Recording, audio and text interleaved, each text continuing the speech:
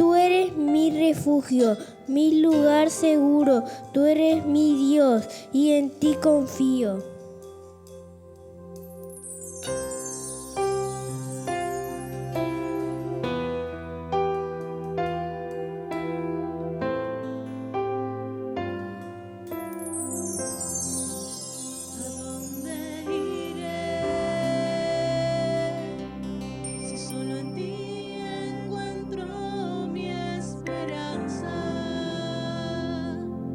Solo tú eres quien sana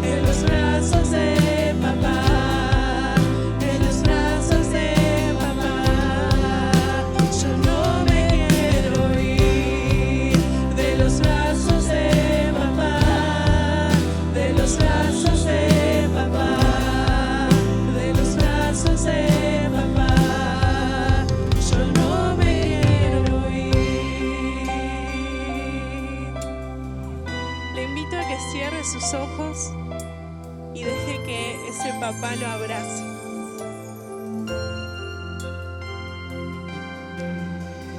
Esta semana, cuando escuchaba esta canción, estaba en medio de una situación en la que me sentía muy mal y me acordaba de situaciones que había vivido y me había sentido sola y había sentido que no había nadie conmigo y que no sabía qué hacer. Y en ese momento era donde Dios me decía, yo estaba ahí. Este papá que te ama estaba ahí, te estaba abrazando, te estaba cuidando, aunque tal vez vos no lo veías, pero ese papá te estaba abrazando, te estaba dando lo que vos necesitabas. Entonces le invito a que deje que su papá, que lo ama hasta la muerte, hasta dar su vida por usted, lo abrace. Que le dé lo que necesita su corazón, lo que necesita su mente. Que le hable. No me quiero ir de tus brazos, Dios, porque solo tú tienes palabras para mí. No me quiero ir de tus brazos, Dios, porque solo tú tienes palabras para mí. No me quiero ir de tus brazos, Dios, porque solo tú tienes palabras para mí. No me quiero ir de tus brazos, Dios, porque solo tú tienes palabras para mí. En los brazos de papá, en los brazos de papá, en los brazos de papá, yo no me quiero ir de los brazos de papá, de los brazos de papá, de los brazos de papá, yo no me quiero ir en los brazos de papá, en los brazos de papá, en los brazos de papá, yo no me quiero ir de los brazos de papá, de los brazos de papá, de los brazos de papá, yo no me quiero ir. Y en esta mañana quiero estar acoplándonos un poco más a esto que vienen desarrollando, que me parece súper interesante y que es entender un poco más los propósitos que Dios tiene para con nosotros como iglesia. Y para eso, como yo sé que ustedes ya lo vienen viendo hace rato, vamos a hacer un examen. ¿Les gustan los exámenes? El pastor no tiene nada que ver. Pero no, vamos a juntarnos de a dos ahí con el que tiene más cerca, que nadie quede solo, o si queda solo va a tener el trabajo de hacerlo solo. Vamos a pensar de a dos o individualmente y tratar de definir, ¿no?, con una palabra la situación actual del mundo. Tengo que responder, ¿cómo está el mundo hoy? Bueno, y cada uno va a responder en base al mundo que considera, que conoce, que está a su alrededor. Entonces, vamos a tomarnos 30 segundos controlado con mi reloj, que es más lento que el resto. Con una palabra, ¿cómo definiríamos el estado de la humanidad, del mundo, de la sociedad en la actualidad? Se pueden mover si necesitan, cambiarse de asiento, charlar con el de al lado. En 1, 2, 3 palabras podemos llegar a aceptar una pequeña frase. Muchas gracias. ¿Cómo está? ¿Cómo es el estado, la situación del mundo en la actualidad.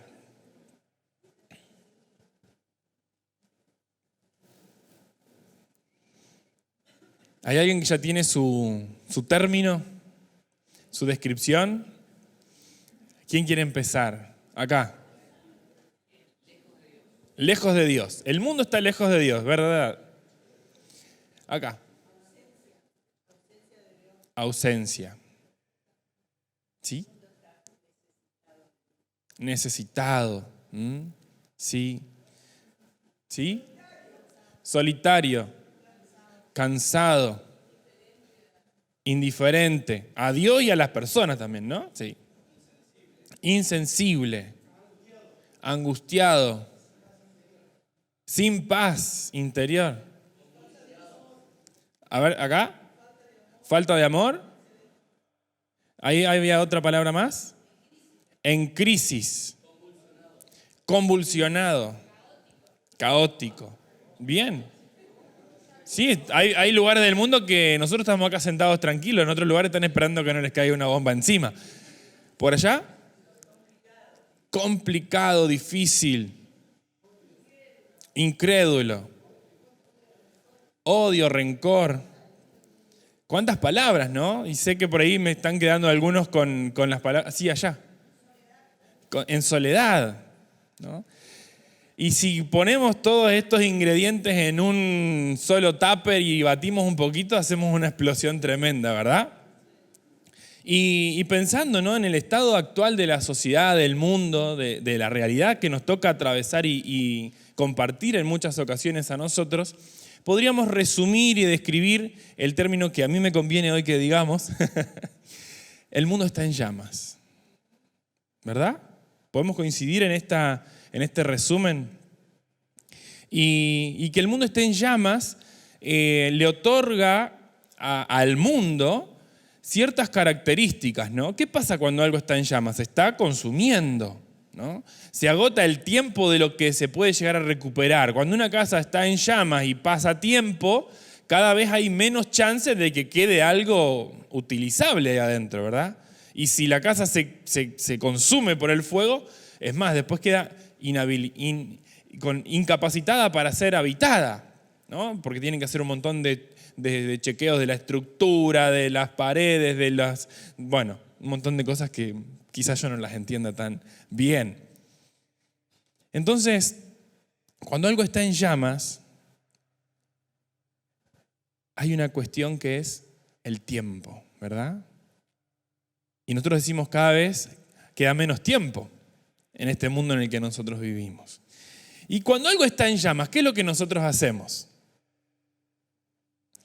Ajá. De verdad, ustedes ven una casa en llamas.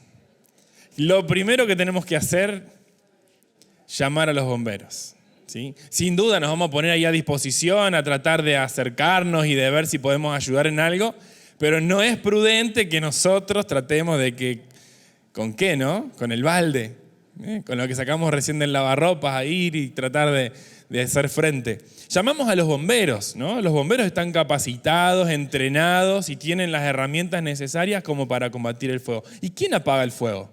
Cuando nosotros llamamos a los bomberos, llegan, ¿quién apaga el fuego? El agua. El arena, bien. Los elementos que el bombero utilice. Si viene con el coche bomba, va a usar el agua, ¿verdad? Muchas veces en nuestra vida, ¿no?, apagamos incendios o hemos visto que se apaguen, ¿verdad? Y hace poco veíamos el trabajo incansable y constante en el verano ¿no? Allá en Corrientes. Creo que todos habremos visto y hemos orado para que llueva hasta que llovió y paró. Y si alguno tuvo la oportunidad de cruzar por ahí, vio la gran devastación que quedó. O si vieron fotos, ¿no? Después era como una churrasquera gigante, así, era todo ceniza, todo quemado, todo negro, ¿no? Todo sin esperanza. Y ahora, si dijimos que el mundo está en llamas, ¿quién será el bombero del mundo?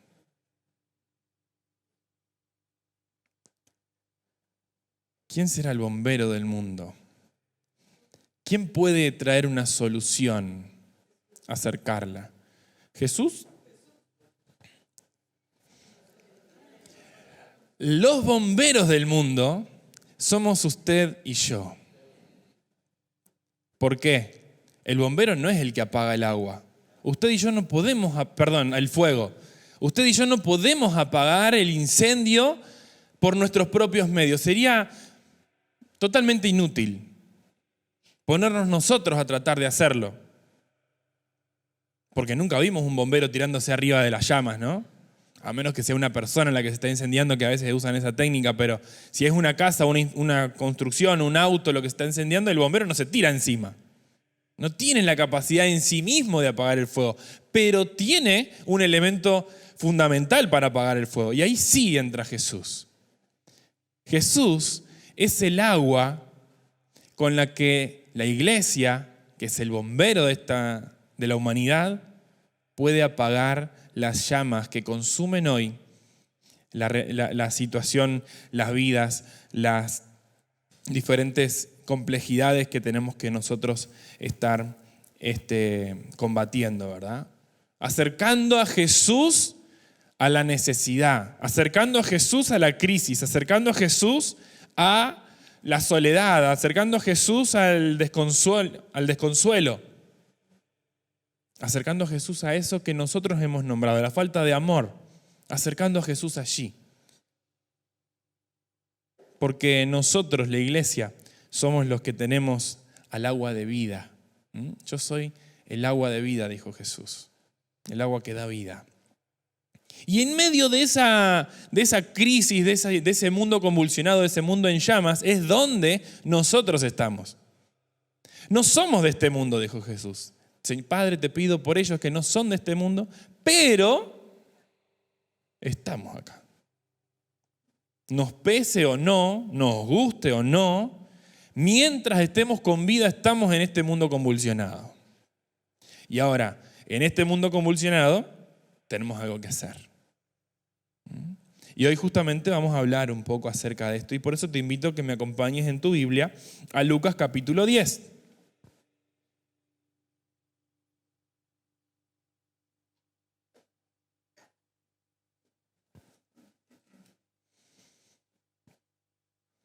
En Lucas capítulo 10 nos vamos a encontrar, a partir del versículo 25, con un encuentro que Jesús tuvo con un instruido, con un escriba, con un intérprete de la ley. Y de ese encuentro surge una parábola que Jesús cuenta. Una parábola no es una historia real, puede estar inspirada en una historia real. Puede haber sacado cierta idea de una historia real, pero la parábola no es una historia real, que es contada con un fin, con un objetivo, con el deseo de parte de Jesús de dejar una enseñanza. Y vamos a tratar de acercarnos a esa parábola para que nos enseñe lo que en su momento significó y qué significará para nosotros hoy. ¿Sí? Así que vamos a pensar un poquito de la realidad de la iglesia, basados en esta parábola de Lucas capítulo 10, versículo 25, que dice lo siguiente. En esto se presentó un experto de la ley y para poner a prueba a Jesús le hizo esta pregunta. Maestro, ¿qué tengo que hacer para heredar la vida eterna? Qué buena pregunta, ¿no? Qué pregunta que tal vez nos trasciende a nosotros también. Y hoy podemos decir, bueno, ¿qué podemos hacer nosotros para eso, para heredar la vida eterna? Jesús le contestó, ¿qué está escrito en la ley? ¿Cómo la interpretas tú? Como respuesta el hombre citó, ama al Señor tu Dios con todo tu corazón, con todo tu ser, con todas tus fuerzas y con toda tu mente. Y ama a tu prójimo como a ti mismo. Bien contestado, le dijo Jesús, haz eso y vivirás. El hombre lo tenía en claro. Amar a Dios por sobre todas las cosas, sin reserva, con todas tus fuerzas, con toda tu mente, con todo tu corazón, con todo tu pensamiento, por completo, con todo tu ser. Amar a Dios completamente, con todo lo que somos. Y agrega a tu prójimo como a ti mismo. Pero ahí le salió el entrerriano, ¿no? El concordiense, iba a decir. Y dijo este hombre, bueno, él quería justificarse. Así que le preguntó a Jesús, ¿y quién es mi prójimo? ¿Sí? ¿Y quién es mi prójimo? Y Jesús le respondió con una parábola y le dijo de la siguiente manera. Versículo 30. Bajaba un hombre de Jerusalén a Jericó y cayó en manos de unos ladrones.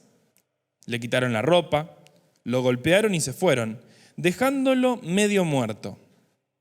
Y resulta que viajaba por el mismo camino un sacerdote, quien, al verlo, se desvió y siguió de largo. Así también llegó a aquel lugar un levita, y al verlo, se desvió y siguió de largo. Pero un samaritano, que iba de viaje, llegó a donde estaba el hombre, y viéndolo se compadeció de él. Se acercó, le curó las heridas con vino y aceite, y se las vendó. Luego lo montó sobre su propia cabalgadura, lo llevó a un alojamiento y lo cuidó. Al día siguiente sacó 2 monedas de plata y se las dio al dueño del alojamiento. Cuídemelo, le dijo, y lo que gaste usted de más, se lo pagaré cuando yo vuelva. ¿Cuál de estos 3 piensas que demostró ser el prójimo del que cayó en manos de los ladrones? El que se compadeció de él, contestó el experto en la ley. Anda entonces y haz tú lo mismo. Y acá vamos a ver un poquito la realidad de la iglesia en este mundo tan convulsionado, tan necesitado. Acá el Señor Jesús está hablándole a un intérprete de la ley, alguien que sabía de quién se trataba cuando hablábamos de Dios, de qué hablábamos cuando se hablaba de la palabra de Dios, ¿sí? Y entonces él presenta en esta parábola 4 personajes principales, o bueno, 4 protagonistas o personajes, ¿sí? En primer lugar dice que había un hombre, que no se sabe quién es, que bajaba de Jerusalén a Jericó y fue sorprendido por ladrones. En segundo lugar, un sacerdote, un levita y un samaritano. De estos 4 que tenemos acá, ¿cuál creen ustedes que representa la realidad hoy de la sociedad?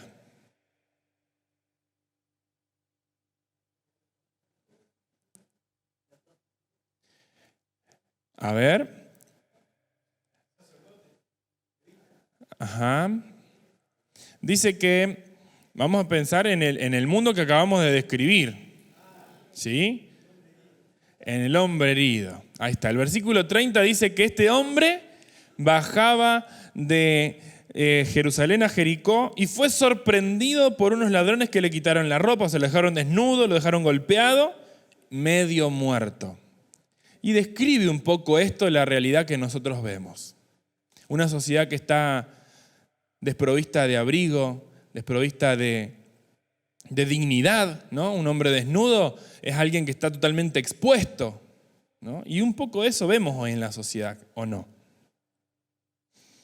Pero esa sociedad está así porque hubo ladrones que saquearon. Juan capítulo 10, versículo 10 dice, el ladrón no vino sino para robar, matar y destruir. Nuestra sociedad, nosotros mismos en otro momento cuando no teníamos a Cristo, estábamos muertos en nuestros pecados y delitos. Nosotros mismos cuando no teníamos a Cristo estábamos desnudos, golpeados y convalecientes. La sociedad hoy está sufriendo como víctima del ladrón de nuestras almas, del ladrón de nuestro pacto con Dios, de Satanás.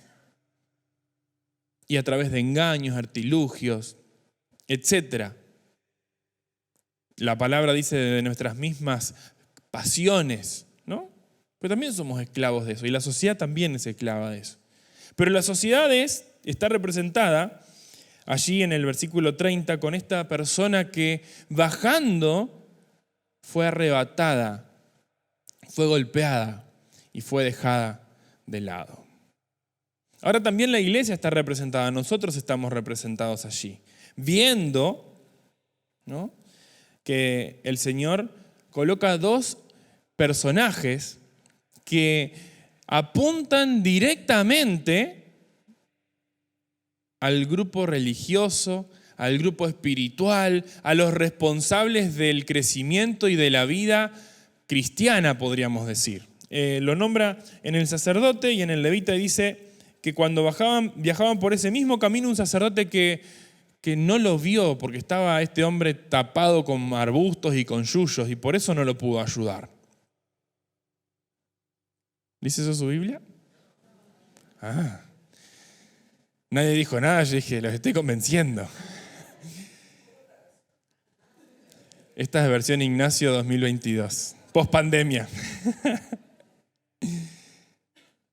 La palabra del Señor enfáticamente y a propósito, Jesús dice que viendo la necesidad y la apariencia, el estado de esa persona, siguieron por otro lado. Y nosotros tenemos otra frase para decir eso. Pasamos a la vereda de enfrente, ¿no? Viene allá de lejos la tía que si me agarra, no me sueltan 2 horas. Otra tía. Mi vecino, mi vecina, la persona esta que discutimos, o que es conflictiva, o que sé que me cruzo de vereda, ¿no? El sacerdote y el levita, el sacerdote como responsable, como encargado, como persona representante del pueblo delante de Dios, y el levita, siervo, encargado de las cosas del templo. La palabra no lo dice y nosotros podemos llegar a pensar y poner nuestras excusas ahí, porque eso nos representa a nosotros. El sacerdote y el levita son el hermano que se sienta en el templo, el pastor que predica, y en este caso yo, el maestro de escuela bíblica, el líder de jóvenes, aquel que está liderando, que tiene conocimiento de lo que se debería hacer en un momento, lo que Dios dice en su palabra. Y ahí podemos poner nuestras excusas, decir, bueno, pero es que yo iba tarde para la reunión de jóvenes, yo iba tarde para la administración de la alabanza, yo tenía un compromiso ya pactado. Puede llegar a haber sido la situación de alguno de ellos. La Biblia no lo dice. Pero el Señor lo pone como ejemplo de lo que puede llegar a estar pasando. Pero aparece un cuarto personaje. Un cuarto personaje que actúa distinto, porque acá el sacerdote y el levita actúan con una palabra o actúan, responden a esto que vieron con una palabra que es indiferencia. Ante una sociedad quebrantada, el sistema que debería ser el que socorra y apague el fuego, actuó y actuamos con indiferencia. Pero el Señor Jesús es un genio. ¿Estamos de acuerdo? Y el Señor Jesús hoy nos quiere desafiar como desafió, de la misma manera que desafió a este escriba, a este intérprete de la ley, a este hombre que la tenía clara. Porque Jesús le hizo una pregunta y se la respondió bien. Ahora le dice con este cuarto personaje. Ahora, un hombre samaritano iba de viaje, llegó donde estaba el hombre y viéndolo, o sea, en la misma situación que los otros, pero se compadeció de él. Acá, lo que Jesús está haciendo es metiendo el dedo, diga conmigo, metiendo el dedo en la llaga. Porque muchas veces nosotros decimos, qué lindo ser, y nosotros debemos ser el buen samaritano de nuestra sociedad. ¿Amén? ¿Cuántas veces lo hemos pensado así? Sin duda que nosotros debemos tener la actitud del buen samaritano, pero hoy vamos a desenmascarar al buen samaritano. ¿Quién es? ¿Cuántos en su vida capaz más adolescente, vieron la serie de dibujos animados de Scooby-Doo. Ah, bueno. Scooby-Doo era un perro, ¿sí? Pero que tenía todo un grupo de amigos que sin querer queriendo terminaban siendo los detectives de todo tipo de enigmas, ¿no? Y al final siempre terminaban diciendo quién está detrás de todo esto y sacaban una máscara y la persona menos pensada era la que estaba ahí, ¿verdad? Y hoy nos vamos a encargar un poquito de desenmascarar un poco al buen samaritano o al samaritano del que estamos hablando acá. Juan capítulo 4 y otros textos más, pero Juan capítulo 4 nos vamos a centrar porque lo expresa de una manera tan clara. Dice que Jesús se encontró con alguien. ¿Con quién se encuentra Jesús en Juan capítulo 4? Con la mujer samaritana.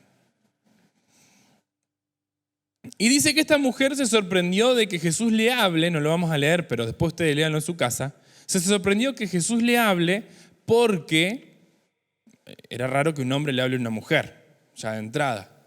Pero lo que la Biblia expresa es porque judíos y samaritanos no tienen nada en común.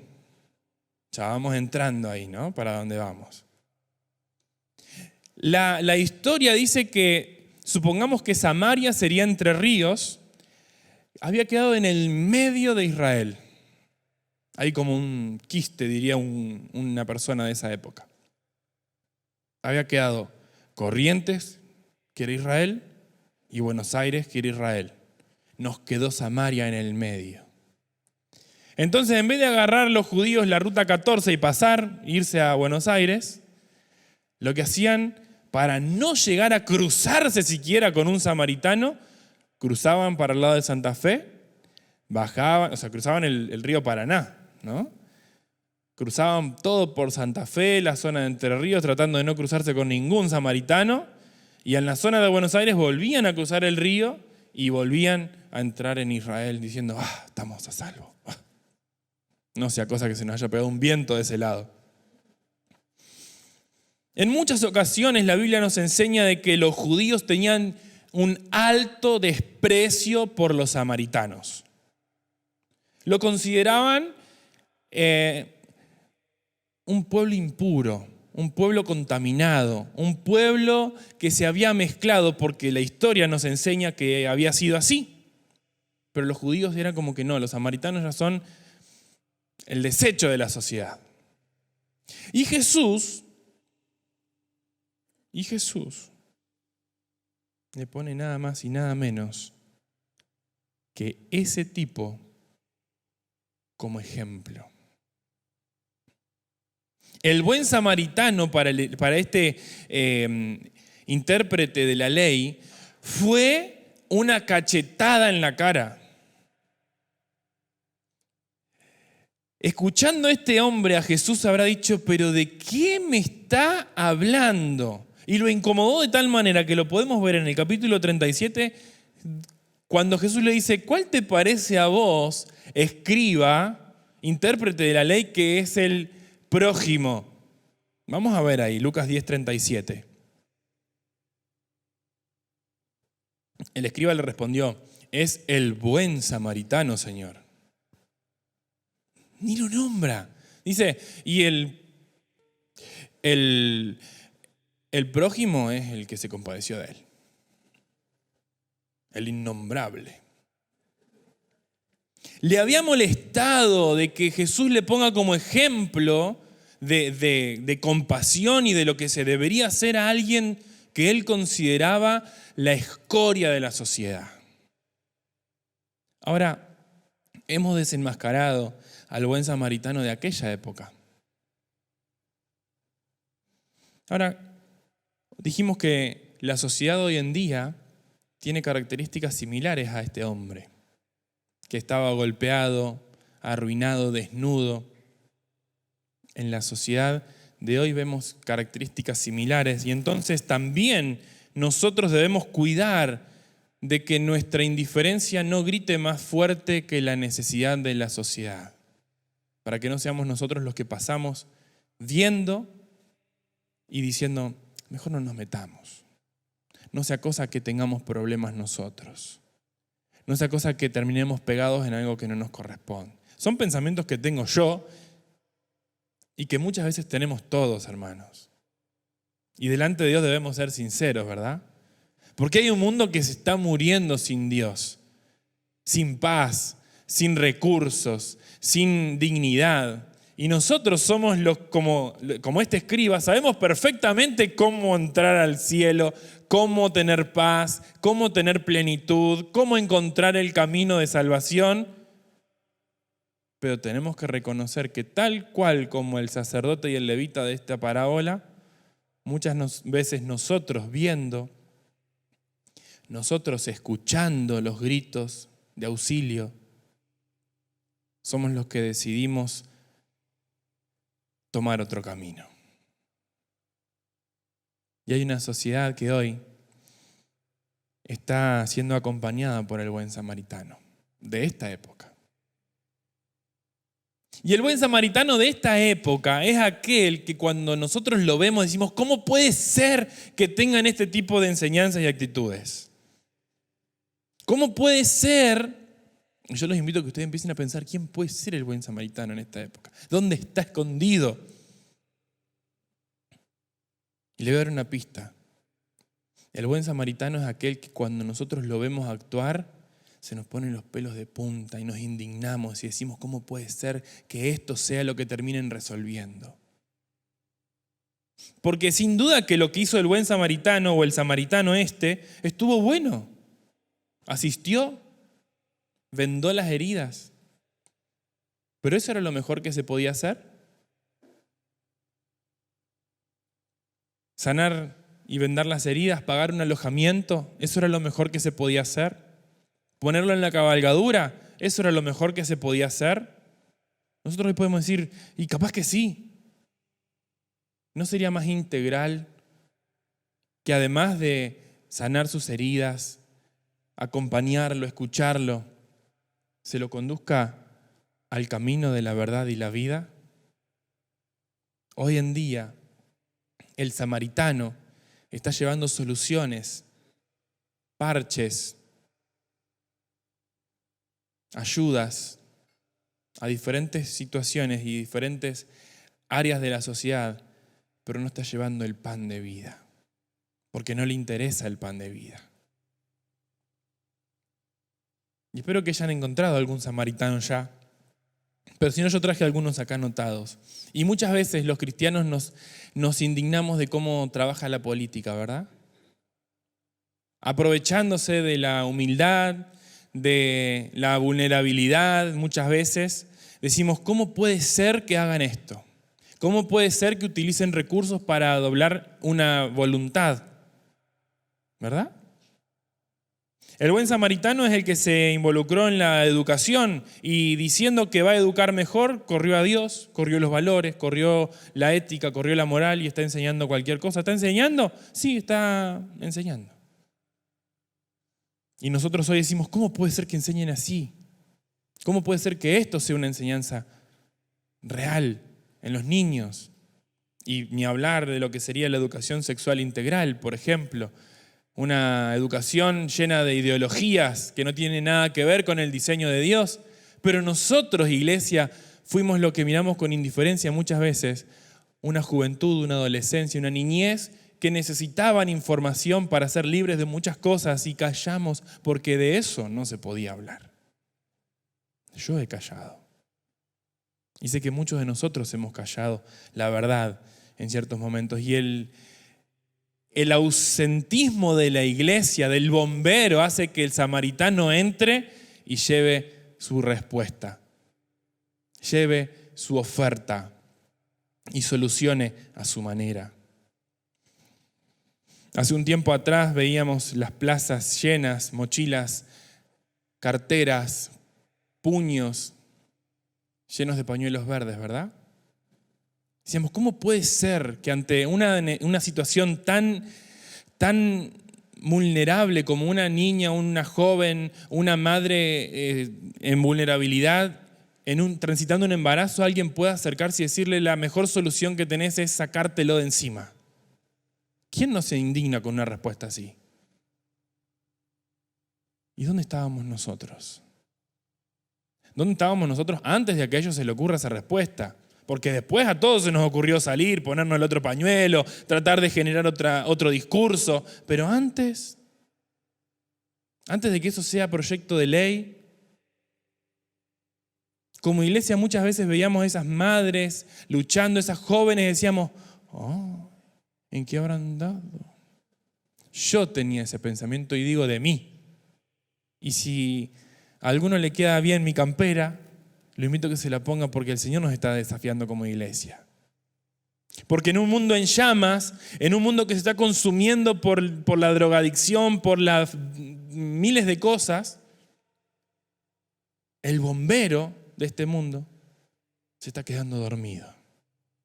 La iglesia en este tiempo se está quedando dormida. Y el Señor nos está poniendo como ejemplo a movimientos, a ONG, a políticos, y nos dice, ellos, aunque no tienen conocimiento de la verdad, están haciendo lo que se debe hacer. Mal, desvirtuado, desviado, incompleto, pero están ahí. Están acompañando a ese adolescente, están acompañando a ese compañero de trabajo, están acompañando a esa familia en vulnerabilidad, están acompañando a esa mujer golpeada o ese hombre despreciado. ¿Están haciéndolo?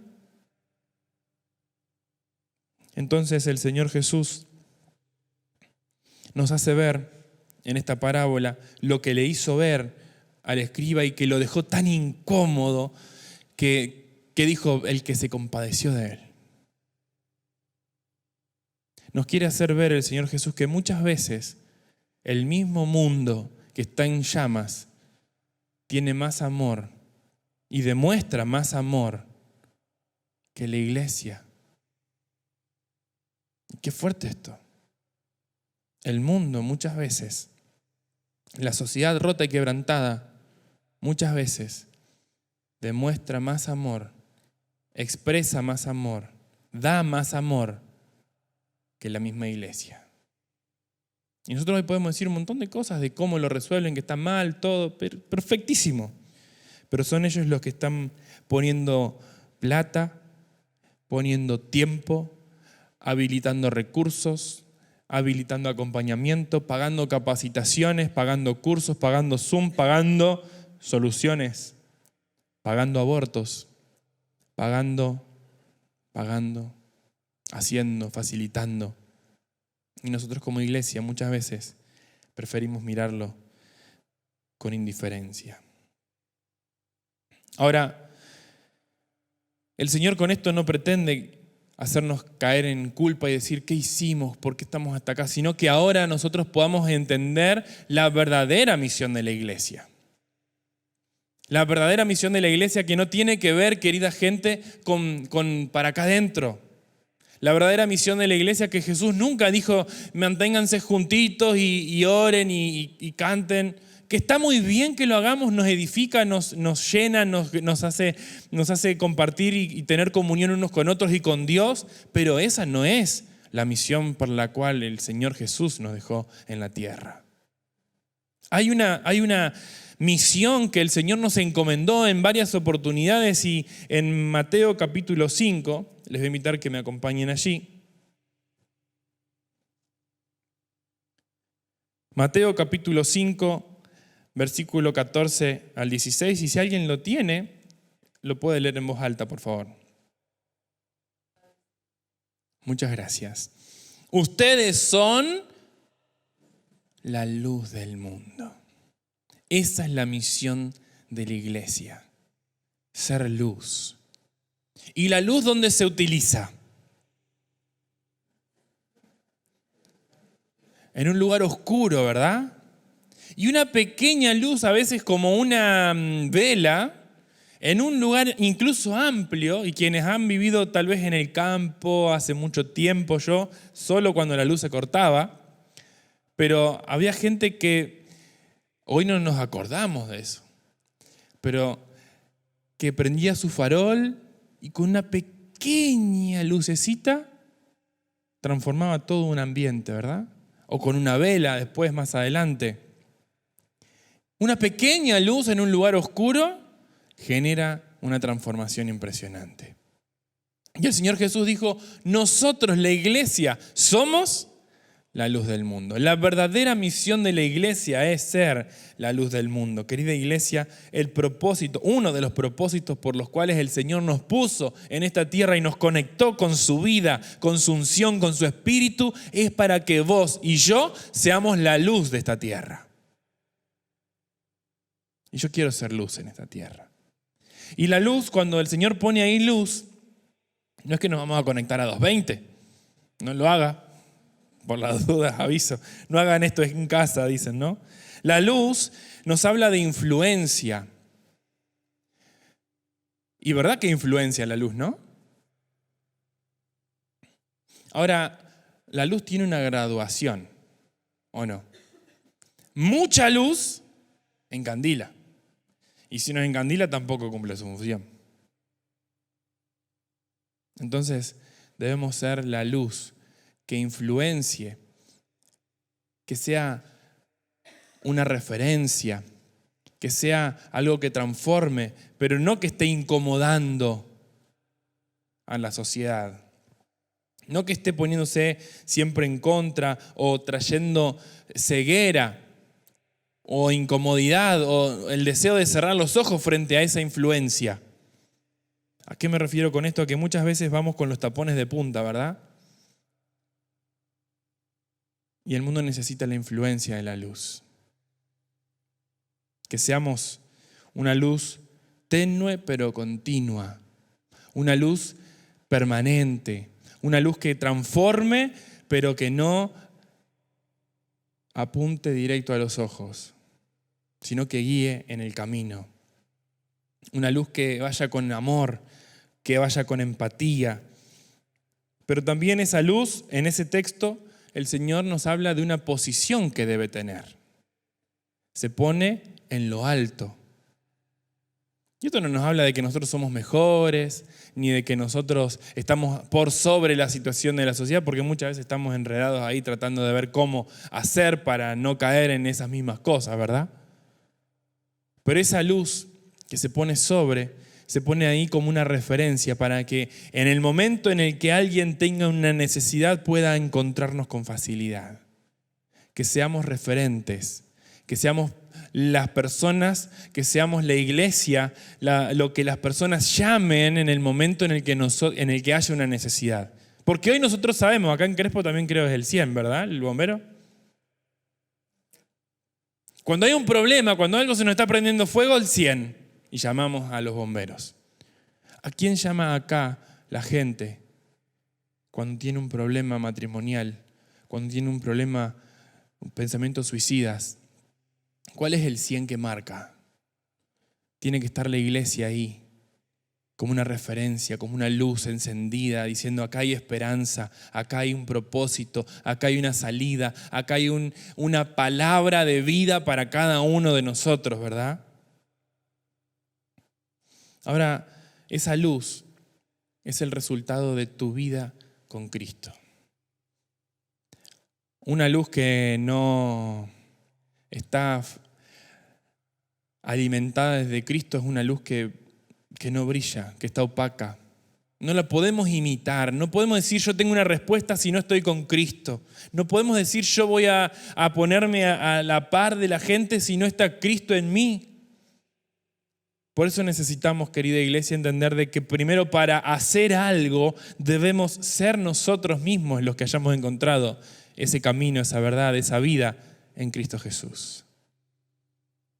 Y hoy el Señor nos manda no a que nos diferenciemos, porque para eso los cristianos somos fabulosos. Yo no hago eso, yo soy cristiano. Yo no digo estas palabras, yo soy cristiano. Dios no quiere que nosotros marquemos la diferencia. No quiere que nosotros nos diferenciemos, quiere que nosotros marquemos la diferencia. Por eso ahí Mateo dice que las personas viendo tu buena vida, tus buenas obras, tus buenos resultados, imiten, deseen tener a Dios en su vida. El Señor Jesús nos dijo que nuestra misión es ser luz en un mundo en tinieblas. ¿Quién es la luz en tu casa? ¿Quién es la luz en tu trabajo? ¿Quién es la luz en tu cuadra, en tu zona? ¿A quién acuden los vecinos de tu cuadra? El Señor dijo, vayan y hagan. Debemos salir y hacer lo que Dios quiere. Debemos salir y hacer la misión de Dios. Debemos salir y hacer lo que Cristo haría en este tiempo. Acercarse al necesitado. Yo quiero que te pongas de pie junto conmigo. Y antes de terminar quiero contarte una parábola. No la inventé yo, la saqué de por ahí. Pero dice que iba un hombre trotando en la playa. Y muy a lo lejos empezó a ver algo como que si fuera una persona que avanzaba y se detenía. Y como que se agachaba. Y volvía a levantarse y seguía. Y este hombre trotando estaba quizá cada vez más cerca.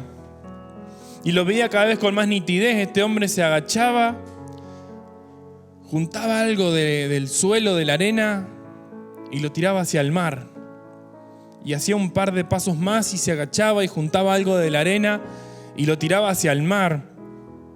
Y un poco más cerca ya se acercó a esta persona y le dijo, discúlpame, hace varios kilómetros vengo observando que estás haciendo esto una y otra vez. ¿Qué es lo que estás haciendo?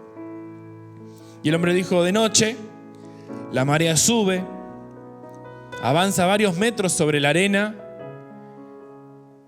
pero de día la marea baja, retrocede, vuelve a su lugar. Pero en ese lugar quedan muchas, cientos, miles de estrellas de mar expuestas, vulnerables. Y si nadie viene y las agarra y las vuelve a tirar al mar, el sol del mediodía las va a aniquilar, las va a matar. Entonces el hombre que estaba trotando le dice, ¿pero vos te das cuenta que te quedan varios kilómetros de playa todavía? Que hay cientos de miles, no sé, millones quizá, de estrellas de mar. Es más, le dice, ¿te das cuenta que cuando termine esta playa, del otro lado empieza otra? Y después otra. ¿Te das cuenta que lo que estás haciendo no cambia la vara? Lo que estás haciendo no va a marcar la diferencia. Entonces este hombre, o esta persona, hombre, mujer, se agacha, agarra una estrella de mar más y le dice, no puedo cambiar o salvar a todas o a todo el mundo, pero para esta cambió todo su mundo y la arrojó al mar otra vez. ¿Y qué quiero decir con esto? No vas a poder cambiar todo Crespo. No vas a poder cambiar todo Entre Ríos. No vas a poder tener en tu mano la solución para todo. No te cargues con eso porque no lo vas a lograr, porque el Señor no te está llamando a que seas el Salvador, porque ya hay un Salvador. Pero el Señor dice, ¿cuál es tu estrella de mar? ¿Cuál es esa persona que necesita que la tomes de la mano y la lleves al agua de vida? ¿Cuál es esa familia? ¿Cuál es ese adolescente? ¿Cuál es ese joven? ¿Cuál es ese matrimonio que necesita que alguien lo tome de la mano? Que alguien invierta tiempo, dinero, esfuerzo, oración y que lo sumerja en las aguas del Señor. ¿Cuál es tu estrella? Entonces, oí la voz del Señor que decía: ¿a quién enviaré? ¿Quién irá por nosotros? Y respondí: aquí estoy, envíame a mí, Señor. El Señor quiere en esta mañana que nos pongamos, querida iglesia, a hacer lo que Él nos dejó para hacer. Que nos pongamos a hacer la luz de esta ciudad. Crespo tiene que saber que hay una iglesia que ama, que espera, que va a ser un resguardo. Una iglesia que viste, que da dignidad, que da paz. No por lo que pase acá, sino por lo que pasa en el cielo. Porque hay un Salvador, alguien que pagó por ellos. Así que te invito a que ores. Quiero animarte a que traigas esa estrella que tenés en tu mano, esa familia que estás orando, y que le digas: Señor, yo quiero ver el cambio, quiero ver la transformación en este lugar, en esa familia, en esta casa. Tal vez sea un familiar tuyo, tal vez sea tu vecino, que sabes que hay violencia. El Señor nos habla y nos dice: ya no quiero, iglesia, que mires para otro lado. Es tiempo de tomar la estrella en tu mano. Oremos, iglesia, y digámosle: Señor, tené compasión de nosotros. Danos una oportunidad más de ser la luz de Jesús, que brille, que llene, que influencie cada corazón y cada vida. Padre, ven, haznos brillar. Danos de ti, Señor. Te necesitamos, Señor, en el nombre de Jesús. Anhelamos que el fuego de tu Espíritu nos avive, Señor, en este tiempo. Queremos ser ellos, Señor. Queremos ser esos que desactiven el trabajo del buen samaritano y que lleven una respuesta que tenga valor. Muévenos, Señor. Enciéndenos, Señor. Déjala brillar, la luz de Jesús, que brille en todo lugar, no la puedes esconder. Señor, en esta mañana te pedimos en el nombre de Jesús que nos ayudes a que podamos ser nosotros la luz que has pensado que seamos. Perdónanos si en algún momento hemos sido indiferentes.